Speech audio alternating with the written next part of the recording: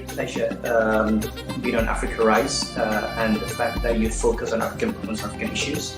And I would urge you to continue. And I hope that more and more people pay attention to the leaders that you bring to speak on Africa Rise, and that this will translate into some change for the better for our continent. Congratulations. Okay! This is your numero uno, and my name is Charlie Boy, the area father. You're the very one of Africa, and the president of all frustrated Nigerians. Keep it real with Susan West. Yes, these are the channel where they like to watch when I won't get sand. You know? Africa Rise with Susan West. Hello, hello, hello. A very warm welcome to all our friends, viewers, stakeholders, fans of Africa Rise with Susan West. A very warm welcome. It is another beautiful Sunday. And of course, I have been looking forward to seeing you because this episode is going to be one of the, the last episode for the year with a guest, because going forward on the 24th of December, we're going to be having our Christmas giveaway done live here. So remember, as you join, create watch parties, invite your friends, share this broadcast generally, and make sure that a lot more people are able to participate. In our usual manner, send in your questions and comments. Hey, Rahina Bello, early bird, thank you for joining us early. Well, today we're going to have guests from Nigeria. We're going to be talking a lot to do with Nigeria, insecurity, the lack of leadership, and so on and so forth. So remember to do the needful, which is like and follow us on Facebook and Instagram. Also, subscribe to our YouTube channel if you haven't already done so. Okay, I am super excited to start this conversation. Welcome, Princess Ivy Osagie. Welcome. Create watch parties. It does make a difference when you do create watch parties. I cannot see all the numbers from my screen because when people join from the watch parties, I cannot see them. But after the program, I do see all the comments and all the participants. Yes. So yes, keep it locked in on the 24th of December, which is Christmas Eve. We're doing a special Africa Rise special of our giveaway. It's going to be awesome. Everyone involved somehow, live, virtually, and on ground in Nigeria will walk away with something. Right. So very quickly, I'm going to bring on our guests. We have two guests for today. I have one already waiting in the wings. Barrister Abubakar Yesufu is already here. So we'll quickly kickstart this conversation. Remember to share this broadcast. All right. Welcome, sir. Thank you for having me. Right. So our conversation today in earnest. It is insecurity, lack of leadership, unemployment, and inflation in Nigeria. And also the question that beckons, is Nigeria a country or a company? Thank you so much. So quickly, let's start with insecurity. I mean, once upon a time, the entire world will, want to castigate Nigeria and Nigerians, but we stood our ground. We always will fight for this dear country of ours, Nigeria, whether it's in Nigeria or outside of Nigeria, because we believed in this Nigeria. But the reality today is one that is so painful because we're getting to the place where people are beginning to want to dissociate themselves from the country Nigeria because there is so much that is not right with the country Nigeria. I mean, how did we get here with this level of insecurity? Yes, very well. Let me start by saying that surely a specter is haunting the country Nigeria, and that is the specter of insecurity. specter of unemployment, specter of despondency. A country that is gripped with insecurity, a continent in crisis, and even a planet in peril. It would be interesting to really go back to inception so that we have a foreknowledge of how we got to this despicable role. Suffice it to say that people normally make this big mistake that what is happening in the north and some parts of Nigeria is a fight between Christians and Muslims. Far from it. What has given rise to substantial part of insecurity is actually a very minute part of irresponsible group of Islamist fundamentalists trying to fight mainstream Islam from not being pure enough. You will agree with me that in 1804, if you can cast your mind back when we had the Usman Dan Fodio jihad, they were around the entire north and even part of south, and out of the 14 ambassadors Usman Dan Fodio led behind, they had 13 Fulanis. Only one, Yakubu Babchi, was a non-Fulani. And you discover that it was only Kane Bonu, the present headquarters of Boko Haram and its capital, Bani Gazaragam, that resisted the incursion of Mohammed Bello, the grandson of Usman Dan Fodio, into coming into that place. Because Ekanemi was invited, a Muslim scholar, to come and defend the old Kane Bonu, especially the capital, Bani Gazaragam. And Ekanemi saw the hypocrisy behind the attack on Bonu, because Bonu had greater ties with the Islamic world. So it was not for a purer form of Islam, by the way, attacking Kane Bonu, but for some other undisclosed reasons. If you read the letters, correspondence here and there, very rich in prosody and what we call exegesis, it will excite you. In one of those letters, Ekanemi had asked Ekanemi, Ekanemi had asked Mohammed Bello, quote, that tell us therefore why you are fighting us and enslaving our free men. If you say you have done that to us because we are heathens, then I say we are innocent, and heathenism is far from our culture. He went for that to steal the 5 pillars of Islam. So if the giving of alms, knowledge of the unity of God, fasting in the month of Ramadan, or going to Mecca once in your lifetime, if you can, they are all pagan worship. What is Islam? And when they came to Kane Bonu, the rampaging forces of Mohammed Bello came to Kane Bonu, they worshipped in the mosque there. So he quoted further. So if you say we are heathens, why did you perform the prayers in there when you capture the capital, Bani Gazaragam?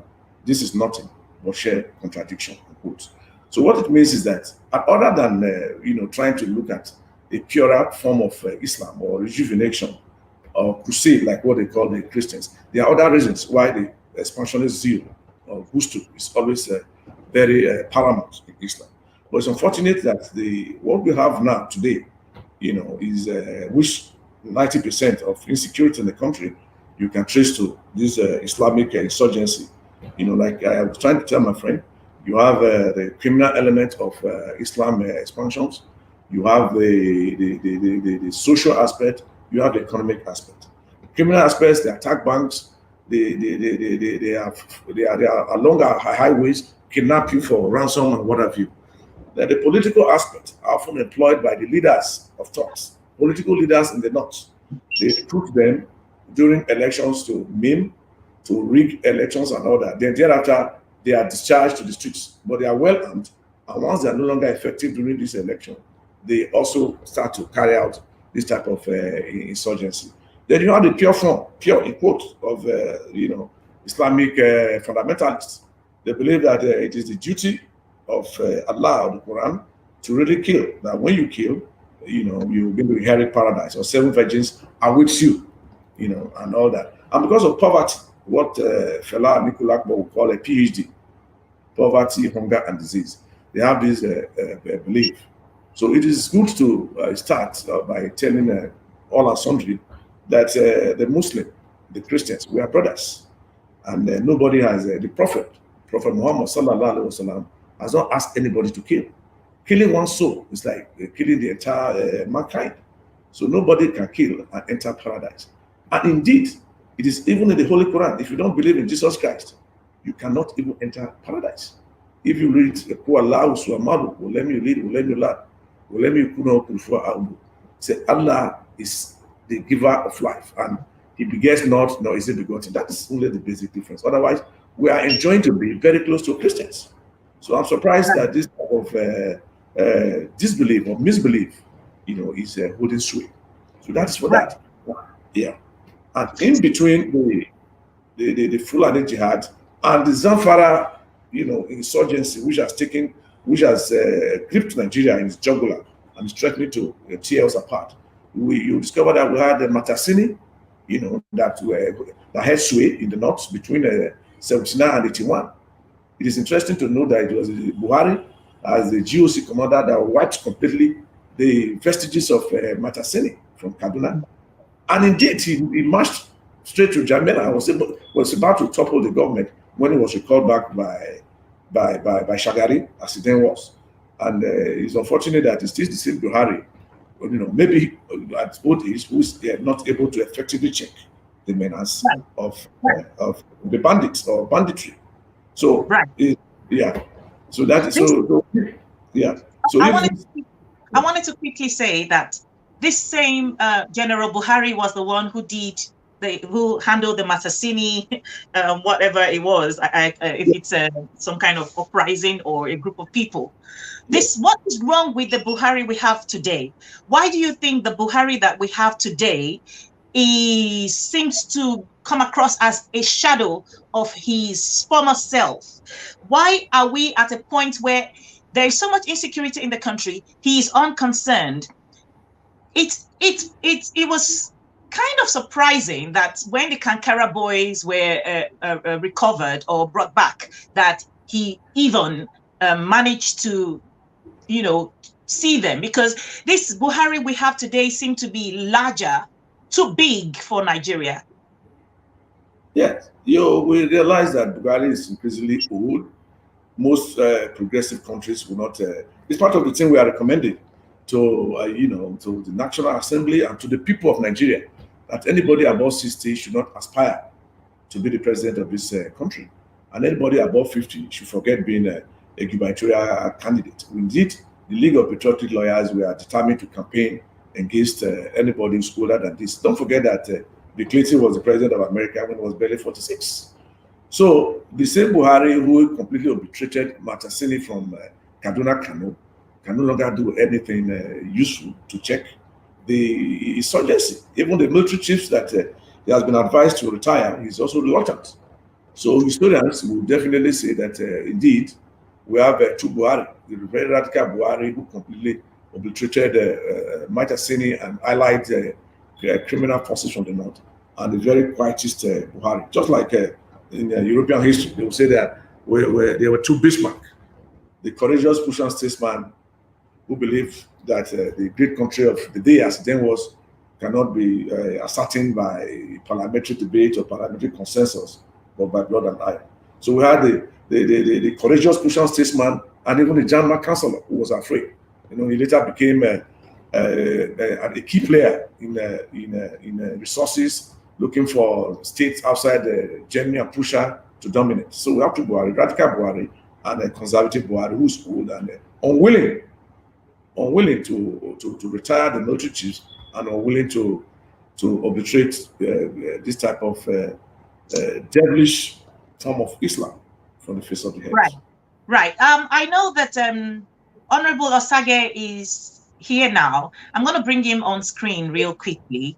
And my next question is going to be, especially, I want to direct that question to Dr. Honorable Osagie. Hello, Barrister Samson Osagie. Hello. Yeah. Hello, Susan. How are you? I'm sorry, I was having a challenge joining you. Network challenge joining you. I'm okay. Yeah. Right. So my next question is going to be, you as a politician and as a legal practitioner, I want you to respond to this. We have a situation where I'm getting a feedback. I'm getting a feedback from you. I want you to I want you to tell us why the Yorubas have come up with a security architecture called Amotekun, and the insecurity in the country in Nigeria, of course.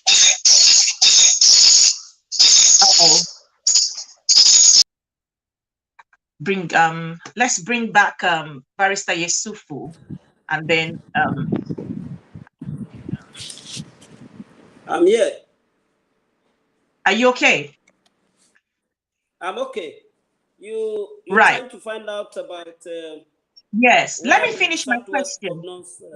Yeah, there is Amotekun, and now the Southeast and South government leadership have failed to build confidence in their people, in the sense that they didn't have the guts to come up with a security architecture that would make the people feel like they can protect themselves, because it is clear that the federal government have failed in providing security for the citizenry. Now, Nnamdi Kanu has come up to fill that space.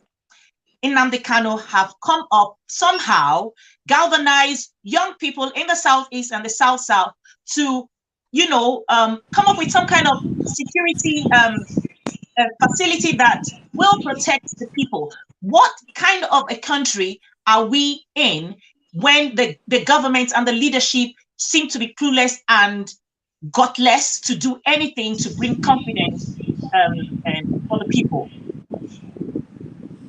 Well, thank you, Susan. I think the Nigerian story is a mixed bag of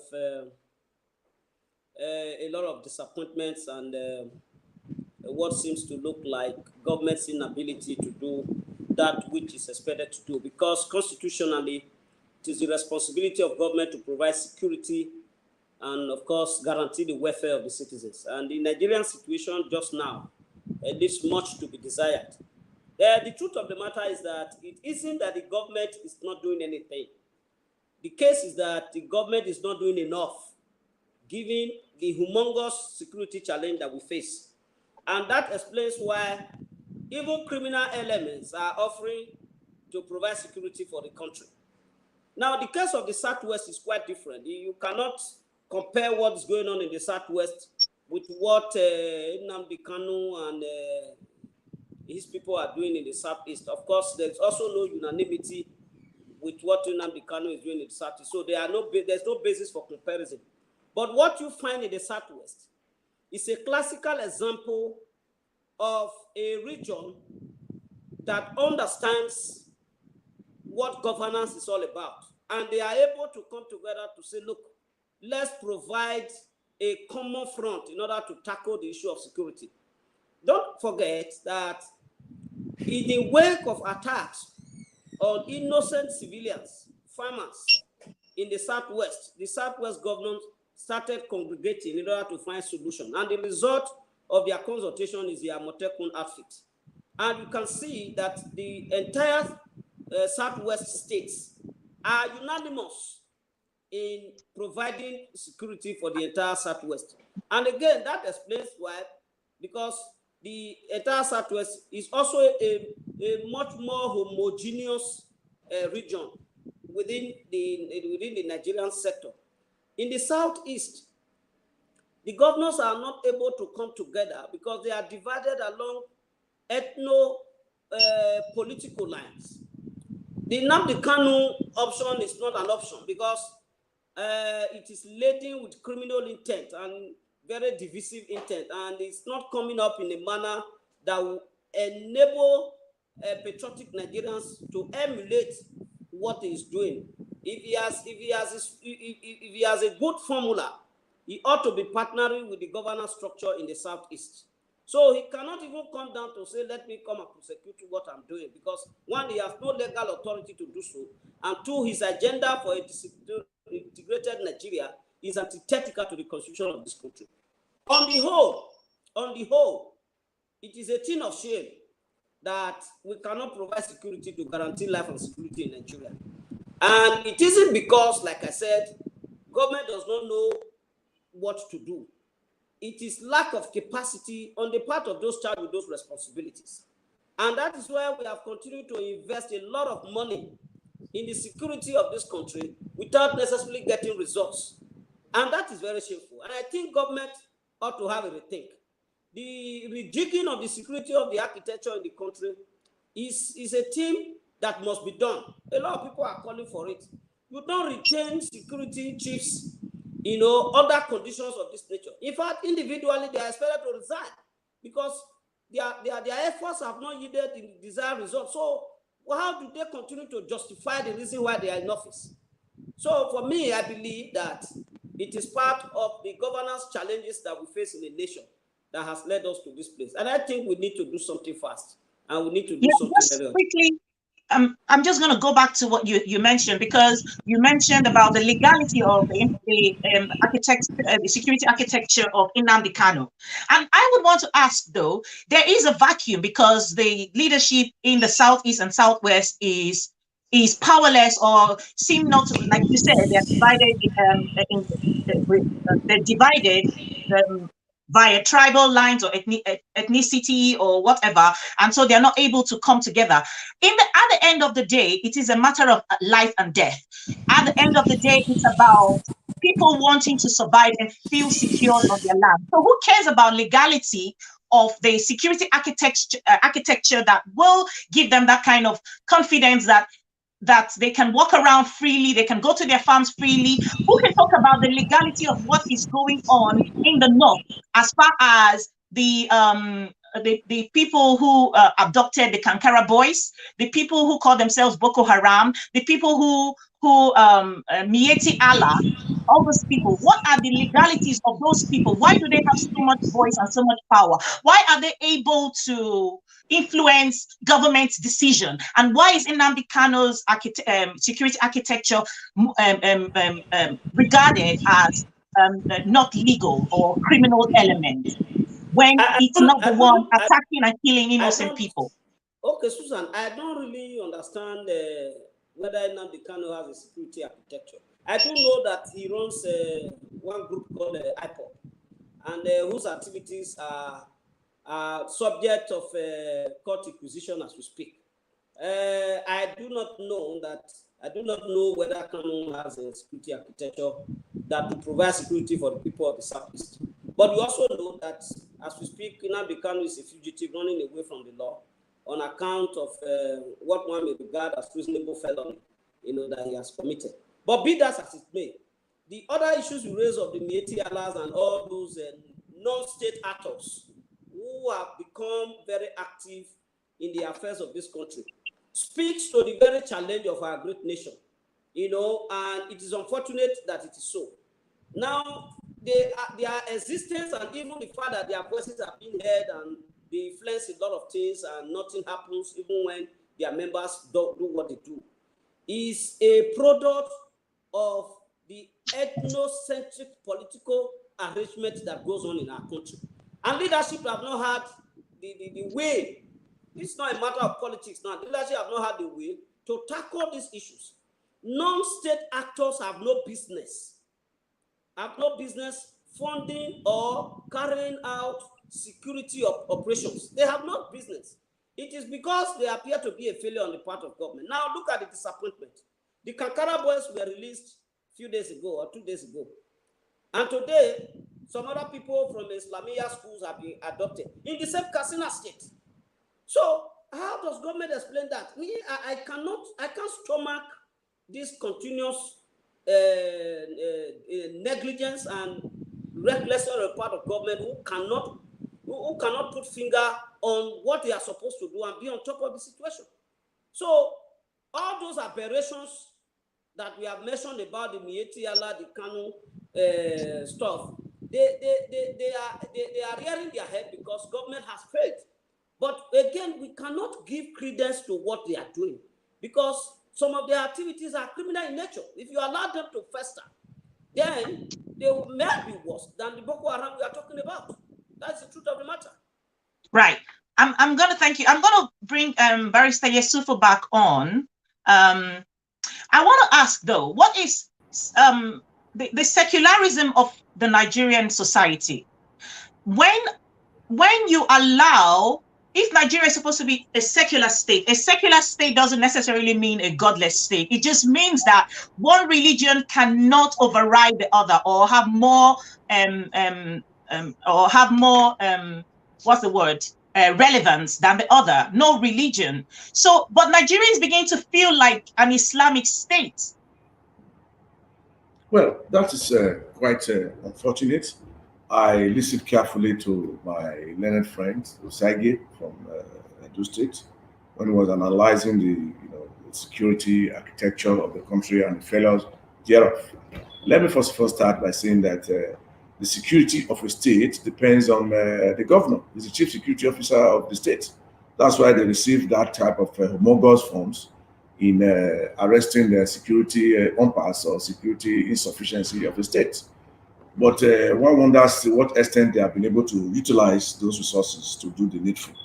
Why we hold Buhari accountable is his inability to retire the service chiefs. The police system we have in Nigeria today, before the beginning of NSAS, has been the worst, in our history.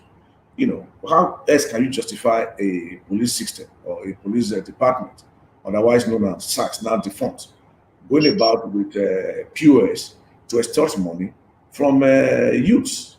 So that first of all gave rise to that type of thing. I'm not condemning the police in its entirety. I'm only trying to say that that type of behavior is not only bad, it's condemnably bad. One would have expected the president, right from the IG to even the commissioner, to ensure that they are retired. And they are young chaps. That is not to say that the entire police force is bad in itself. Kwajafa, that actually bettered the SACS, came out and said that this was not the devilish intention he had when he gave birth to SACS. Only last week, I had an interactive section with some senior police officers now retired, and I discovered their type of cerebral makeup. They have this idea of domination. They were rather talking of the welfare of the police that is not being catered adequately for, rather than talking about the issue raised by the NSAS thing. Then back again to the religious aspect. I think we tend to dwell on irrelevancies. Like I said in my lecture the other day, what is existing in Nigeria is not Islam versus Christianity. It's just a minor aspect of this devilish part of Islam, trying to fight mainstream Islam, that they are not radical enough. I'm a Muslim. I am from Edo State, precisely Auchi. We interact with friends like Osagie and all that. What you have there is that people are trying to use them. They are trying to use Islam as a tool to satisfy their political ambition, their economic ambition, and even their social ambition. Your land is related to economy. Not only are you going to, advance your cause, take your cattle down to the south, they are going to be well fed with the climate change and all that. There's the need to really come to the south.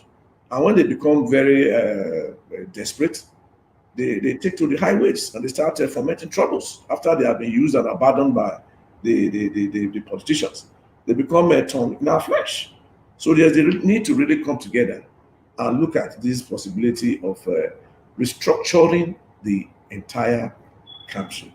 When we say restructuring, it doesn't mean that we are talking of a rebellious aspect, or we're talking of secession, as it were. And it's going to be a well thought out restructure. A restructure that will put the police in the hands of the governor is not what I desire. That will even be worse than what we have now. If you have the governor of a state in charge of the police, then you are cutting for the disaster.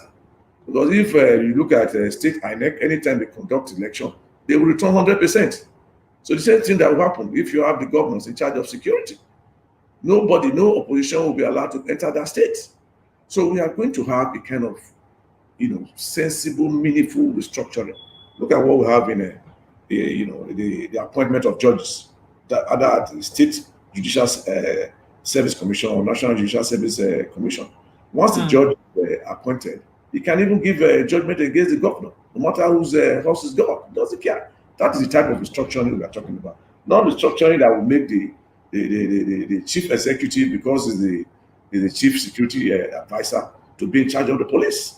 It's going to be very, and it's going to be against the people. Right. I want to quickly ask you, I'm going to ask you this question and we'll go on a commercial break. I want to ask you, when you have a company, and the company becomes bankrupt, then nobody can be held responsible for anything afterwards that company have become bankrupt. Nigeria is fundamentally standing on, is founded on sand. The roots, the roots where Nigeria's foundation is put in is not dug in deep, and it's compromised in the sense that we have seen documents that allude to the fact that Britain owns Nigeria. Nigeria is a company, basically. So my question now is, restructuring of Nigeria, would that be the solution to proffering, would that be the way to proffer solution to the problems that we face? Or should we come up with a name change, a total name change, and stop bearing the name Nigeria? Or will Nigeria stand only if we go our separate ways? Well, I think if we restructure with caution, we'll be able to solve a lot of problems. You will discover that even the Kankara boys that were rescued 3 days ago, they cannot even speak English. The Boko Haram girls, they cannot even speak English. I'm not trying to fault them, but let them develop at their level. There's no way we can compete, on the same level. If those people are made to write jump today, how can they compete with somebody from Edo State or Lagos State? If it's the Quranic, version or the Islamic religion they are going to use in teaching them, let it be. But we have a unified education program, and if we subject these people to the same thing, we're not going to go anywhere. But I must be very frank with you that, schism or separation is not the best way. Yes, unity is strength. There's the need for us to come together and really see what our strength lies in. Let us look at our strength and our weaknesses, so that we'll be able to harness, those good things that brings us together, rather than the thing that divides us. After all, our elder says it is the curse of the snake. If all snakes live together in one big hole, who would dare approach them? But they leave one or two itself, and is it free? They fall to man. I'm not an advocate of separatist policy. I'm not an advocate of civil war, but I'm an advocate of a restructured Nigeria, where where nobody will lord it over the other, where you don't need to be a Fulani, or you need to be tied to the apron string of a man before you realize your objective, or where you need to build a university of transportation in a casino before you know that you are really doing the reaching, or run a rail line to Maradi when it's not economic viable. Let us look for the best. And that is why it appeared to be very conflicting. I'm not even in favor of power shift. If the best person is from Edo State, if the best person is from Sokoto, so be it. Let's open the space so that we'll be able to get the best. Because if we... I want to get Barrister Osagie's reaction to the same question. Let me bring him on. Barrister Osagie, I believe that you heard what I said. Can you respond to it? I think basically you try to ask whether Nigeria is a failed state or not, capable of now being liquidated or wound up as in case of a company. When I saw your question, I laughed. I said, how come Susan is comparing Nigeria with a company? Well, be that as it may, I want to adopt the submission of Abubakar Yesufu in its entirety, to the extent that I am not an advocate of separation. We have more strength in unity. If we are united together, we have more strength. What the South does not have, the North has. Because recall that the old Nigeria, as we know it from independence, had a development trajectory that was very promising into the future which is today now. Recall that in the First Republic, we had a governance arrangement by which each of the zones, each of the regions, were carrying on their own development plans, and the entire country had a development plan that had so much promises for the future.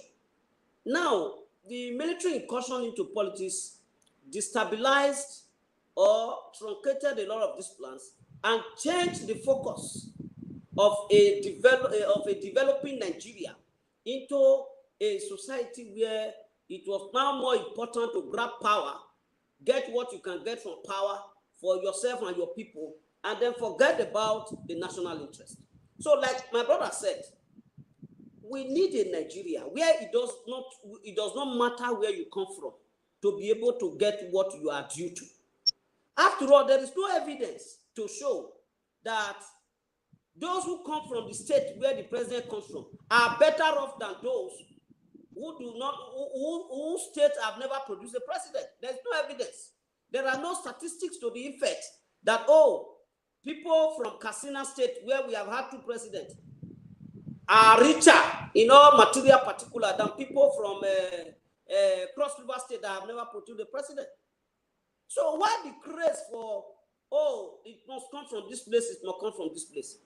Let the best material rule so that we can have a nation that is governed by ideas, a nation that is governed by patriotism, a nation that is driven by nationalism and the interest of the state, not religious interest, because there is also no evidence that Muslims are richer than Christians or vice versa. If the indices, if the data for poverty rating is anything to go by today, poverty is more prevalent in the northern Nigeria. That is the truth of the matter. And yet, if you look at the number of people who have become president, if development is to be measured by where the president comes from, it has been more of the north, whether military or civilian. So we need a Nigeria that people will have right to aspire to any position, will have access to anything legitimately that they are entitled to earn, and then this will be done on the basis of national interest and what is good for the others. A situation where a particular side of the country wants to dominate and take over the entire country. Take it over for what? For what purpose? You have not been able to develop your own side. Why do you want to take over the whole place? The problems of the north, in terms of poverty, in terms of lack of electricity, in terms of high increase in the food, housing, healthcare, is also the problem of the south. Why don't we jettison all these primordial sentiments of, it must be a Muslim, it must be a Christian, and address frontally the social issues that are confronting us? And I think that is where I am in on force with the submission that Abubakar Yesufu has also made. Thank you. Right. We're going to take a short break. And then when we come back, we'll continue this same, we'll still told this line of conversation. Thank you. This is Femi Anikula Kukuti. You're watching Susan Rice on African West. Keep watching. I urge all of you who know what it means to be African, all of you who may not know what it means to be African, all of you who are on the journey of awakening, all of you who need enlightenment and continued support, to tune in to Africa Rise with Susan West. And to you, Susan, as a mother, I want to thank you for all the great work that you are doing to uplift us, to continue to engage us, to inform us, and also challenging us to engage in those conversations, difficult as they may be. You are taking us there. So Susan West, Africa Rise, keep up the great work. Africa Rise with Susan West. Welcome back. Barrister Yesufu, I want to continue with you. My question of wanting to know if Nigeria is a country or a company is from the fact that we have come to the knowledge that there is nothing that happens at the federal level in Nigeria that does not have a blessing or a go ahead from the British government. I will say, because when we want to run elections, people come here to get anointed in the United Kingdom. It's no longer a secret. If we are tied to the apron of Britain, how then can we move forward? Because obviously there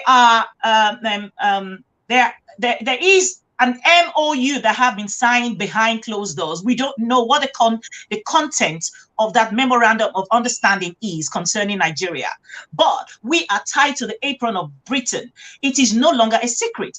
How is Nigeria ever going to move forward if there is no change of name or some sort of thing that makes sure that whatever that signed that contract with the powers that be in the West is broken? Well, let me quickly say this, that Nigeria is full of, the country we experiment a lot. And at times, I would say that this popular saying of a bad workman quarreling with his tools. We got our independence in 1960, no doubt, other than Britain, even the US, Western power.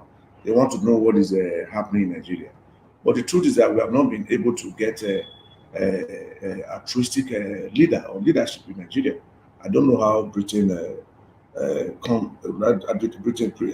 a role in that kind of churning out leaders that cannot take us to the El Dorado, or churning out a kind of a system whereby a professor of law will be a running mate to an army general, or somebody who is vast in economics like Obi will be a running mate to Atiku, who is believed to be a holder of a diploma in law. So it's not the British government that has caused that. Let us look inward and let us really see whether we can present the best, and let us know that only the best is good enough. I'm not one of those that want to lay blame at the doorsteps of the British government, even though I am also aware that they want to know, they want to ensure that whoever is coming is not a Marxist. They are scared of Marxism and communism, so to say. Even with the fall of the old Soviet Union, they are still scared that nobody who is radical enough should come to the corridors of power. But I think it is exceeding the bounds of reason to really say that the British government, or the Western power for that matter, they dictate the tune. I don't think so. What if you say they dictate the tune? What about the military incursion into our political system? The problem we are having in Nigeria is that the federal structure we are operating is fraudulent. What we are operating is a unitary system, or what the people normally call a filibuster economic policy, whereby whatever you do, you must take permission from Abuja. Is that one also dictated by the British government? I'm not saying the British government, is completely free from interference all over the world. They have influence even over what happens in America, even Russia, and all that. But in Nigeria, I think we are the cause of our problems. Let us put our best forward, and let us know that only the best is good enough to rule us. So I don't subscribe to that view. Like I said, you have a right to it. Dusty Bill, not a dispute. Matters of opinion, there can be no dispute, but I don't subscribe to it, even though I defend to get your right to hold that opinion. Our problem lies squarely in our hands, and with our destiny, we can always dictate it if we are going to choose the best, and the best alone.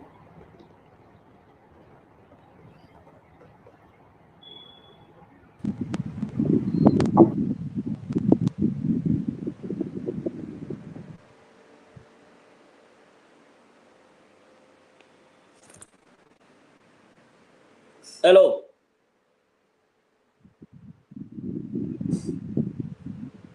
Hello.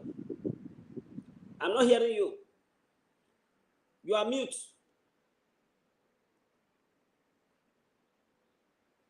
You muted yourself. Can I hear you, please? Sorry, Yes, sorry, yeah. sorry about that. So what was the question Whether now? Nigeria is a company or a Yes, country. well, let me take a quick read. CO has written something that is interesting for me. He's watching from YouTube, or the person is watching from YouTube. He says, Nigeria has been held hostage by military since 1966. That is why president is always military based. Most African countries are being held hostage by the military. Who has the gun has the power. So that brings me to saying, when Barrister Yesufu was speaking, he made mention about bringing your best foot forward. How can we bring our best foot forward when violence is something they use to shut everybody out? Where violence, it looks like only the people who are violent enough can see the light of day as far as leadership in Nigeria is concerned. Well, there's a saying that if you don't participate in politics, you allow fools to govern you. Running away from participating in the political process is not the answer. Everybody has got to make sacrifices. You know.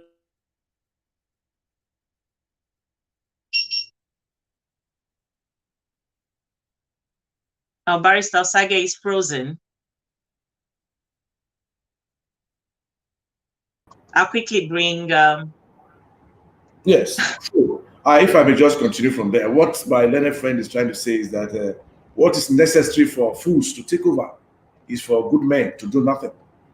And, you remember what Francis Fano said that the future that is tomorrow will have no pity for those people who are educated and they have the exceptional privilege of being able to speak words of truth to the oppressors or to even participate in political dealings, but they are taking refuge in an attitude of passivity, mute indifference, and sometimes of cold complicity. What Osagie is trying to say is that people should participate in political decisions, political movement.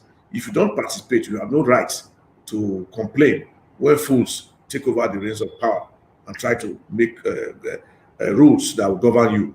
So it's either you participate now or you keep quiet. I think it's any right, even though not everybody actually participate in political government or governance.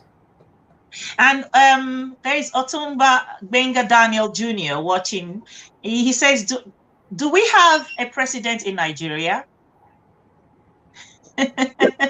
Well, we've had that type of. I don't want to believe in that type of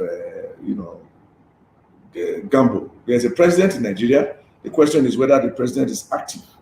No doubt about it. The President Buhari is alive. He's our president. He has a mandate for 4 years. But our quarrel with the president is that he's inactive. They call for the removal of the service chiefs. They call to deconstruct entirely the police system, which is the worst, the most corrupt, I think, in the universe, has not yielded any dividend. There's a president in Nigeria. So much so that even the first lady, Aisha Buhari, who increasingly becoming, is becoming a radical. She has also cried out loud that the husband is not doing the right thing. The husband is under some kind of influence. So there's a president in Nigeria. Well, whether the president is ruling right is the question. So in our opinion, we expect more from the president than what's okay. So moving forward, we have a National Assembly. We have the senators and we have the House of Representatives. When we have a president who have a lackadaisical approach to the things that bother Nigerians, but he's supposed to be the president, you expect for them to do the needful. There are people we're beginning to hear voices call for the impeachment of President Muhammadu Buhari. Yeah. Do you think that impeaching President Muhammadu Buhari will be what Nigeria needs right now? Because after all, we have a situation where if he truly is impeached, then the North begins to cry to say that they haven't completed their tenure. Firstly, I don't even think the National Assembly they have the guts to impeach the president, because they are jealously guiding their mandate. Don't forget that their remuneration is the highest in the world. 30 million for House of Rep, if I got it correctly, or 40 for senators. So I don't think that call is even altruistic. It's meant to, to play to the gallery of the people. So I think there are other ways you can really make the punishment. You can make the president accountable. Refuse to sign his bills, refuse to assent to whosoever is coming as to be endorsed for any ministerial or whatever position, rather than the radical position of impeaching the president. I don't think that is the answer. The president should run his term. Why I quarrel with the present political actors is that 2023, we are just 1 year into 2023. They are not talking about the election. They are not talking about the dividends of democracy. People have started posturing for the next election instead of telling us how they are going to make the dividends of democracy reach the people. That is why I quarrel with both the executive and the National Assembly. It's quite unfortunate. They don't have the guts to impeach the president, and even if they have the guts, it's going to be a step in the wrong direction. There are other ways you can control the executive or the president, and they have to exploit that other route rather than that radical and unrealistic move they are contemplating. Right. We don't have a lot of people with goodwill in the National Assembly. It's all about their personal pockets, as far as I'm concerned. And that's the reason why one of the ways they can, of course, make sure that the president also knows is by not signing bills and stuff that that he wants. But of course, they won't do it. They won't do it because, according to some people, they've gotten their hands dirty in many areas, and nobody wants to get the EFCC coming after them, which is what this government have done. Anyone who stands against them or who thinks differently from them, they send the EFCC after the person. So, do you think that Nigeria, the rate at which Nigeria is going, do you think that before 2023, there will still be a country called Nigeria? We always having this mysterious intervention. There will be, it is in our own interest to have in Nigeria, and I'm very optimistic that there will still be Nigeria, despite this type of drawback. I agree wholly that we are descendants of a suffering people. We are descendants of the people, and we should be determined to suffer no longer. But like I said, trying to ask for a radical approach or radical solution to this inertia or this despondency is not the best.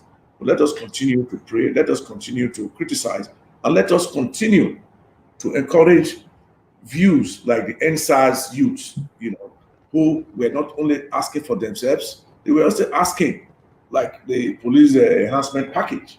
And the government actually promised that they were going to look into it. Whether they are doing this or not is a different question. Like, only recently the accounts were frozen of some of the members. Some were arrested and all that. So I don't think that's a government that is consistent really looking at the demands of the NSAS. I believe in Nigeria. I believe in one Nigeria. And I believe that there will be a turnaround if President Buhari can listen to the clarion call of some of us who are outside government. Right. I'm going to quickly bring Barrister Osagie. He's a little upside down. Barrister Osagie, you're upside down, your camera. I don't know why it's so. Maybe. Right. So my final question is going to be this. We have serious inflation in Nigeria. At this time, the Naira has lost value. There is, the people are hungry. The people are hungry. Do you think that what is going on now is a deliberate effort? It's something that the government have done, weaponizing poverty so that they get the people to do what they want? Because we are at a time where COVID-19 have struck the world.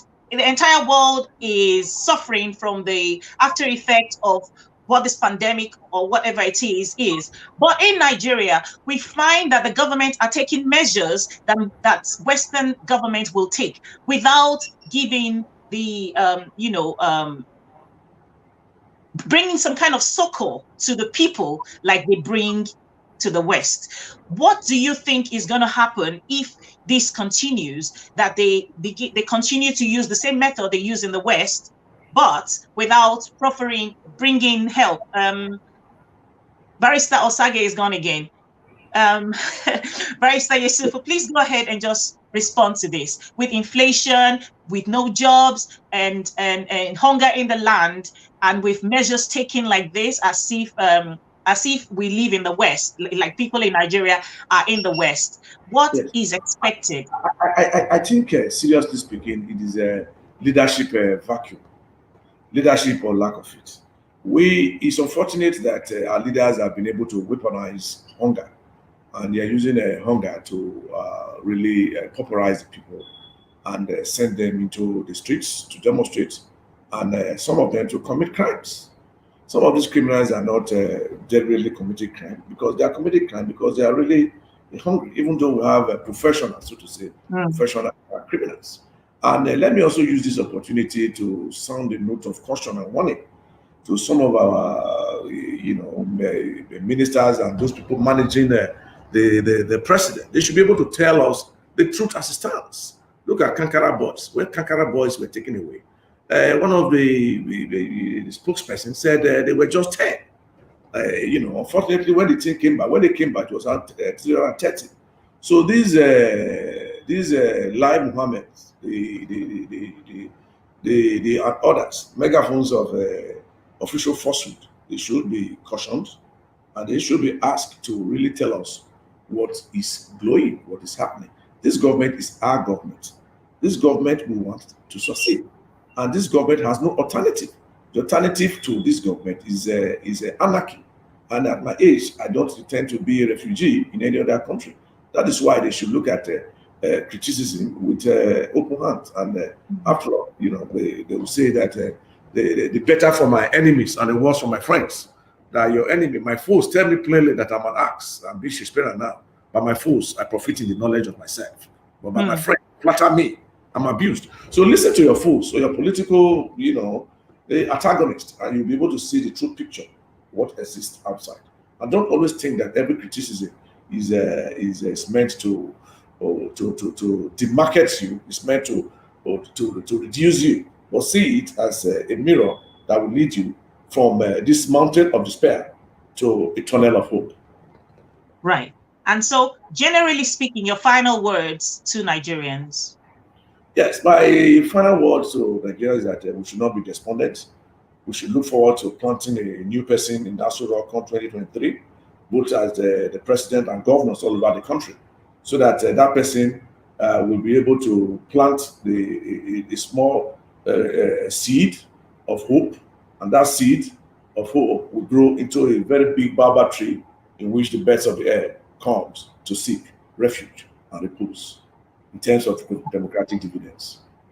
Oh, thank you so very much, Barrister Yesufu. Thank you for your time. Thank you for honoring our invitation. Thank you so much. Thank you. Thank you, Susan. Thank you for having me. And so, guys, you heard, what we had today. I'll be honest with you. On just a few days ago, it was President Muhammadu Buhari's birthday, and I read somewhere where Femi Adesina was crediting or saying something to the effect that President Muhammadu Buhari is quite a generous person. He wanted to go abroad for something, and he gave him an envelope filled with foreign currency. And I thought, these are the sort of people around the president, such low thinking. You're so happy for yourself. You're so cheap.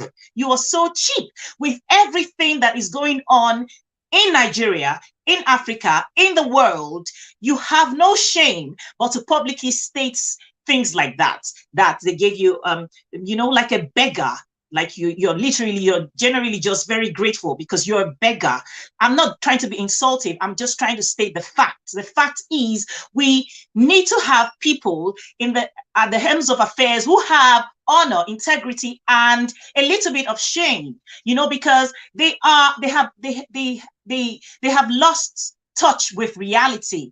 They are not sensitive to the people, and so they come up and they spew rubbish in public spaces, even though they hold public, very important public offices. I'm just going to take quick reads of some of the comments that have come in.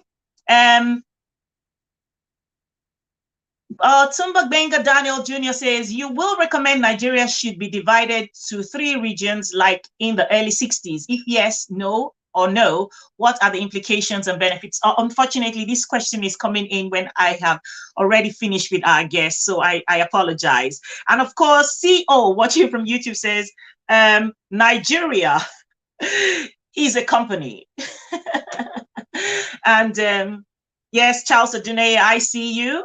And Diane Medway Smith, I see you. Thank you, guys. I love you all. Nene Agbo. This has become my favorite program. Bravo, Auntie Susie, the beautiful. Greetings to the guest speaker. Oh, thank you, Nene. Thank you. Glory Grace Shannon, our #1 fan. And of course, I have Ese Panya, Rahina Bello, Esther Phillips, Faith Edeme. I can't mention everybody, but the few that I have mentioned is because I can see that they have written something. Of course, if you had made a comment or sent in a question, I would have known that you're there. But of course, after this broadcast, I will know. The truth is, Nigeria is a country that needs to be resuscitated. How that is going to happen, I don't know, because we are not in unison on the way forward as Nigerians. But the truth is, goodwill and goodwill of the people, the love of the people for the country, it's very hard to ask people to be patriotic to a country who just doesn't care, that doesn't really care about the people. But we have no other country but Nigeria for now.